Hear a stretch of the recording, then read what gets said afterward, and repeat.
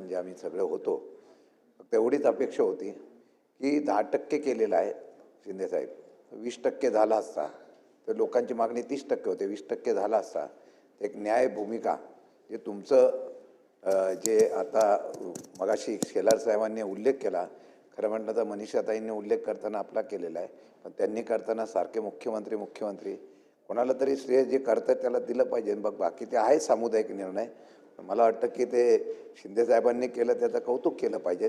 म्हणून मला वाटतं की याच्या संदर्भामधला सुद्धा जर निर्णय आपण फेरविचार केला तर योग्य. हां नाही देवेंद्र फडणवीसांचं नाव घेतलं, शेवटी अजितदादांचं घेतलं.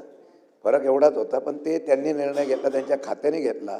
त्यामुळे मी त्यांचा या दोन निर्णयाबद्दल मनापासून आभार व्यक्त करतो. शेवटी सामान्य माणसाला जे निर्णय पोषक असतात ते घेतलं तर विरोधक म्हणून असले तरी त्याला समर्थन देणं हे गरजेचं असल्यामुळे माझी एकच विनंती आहे, 20% करता आलं तर डबल समर्थन मी करतो.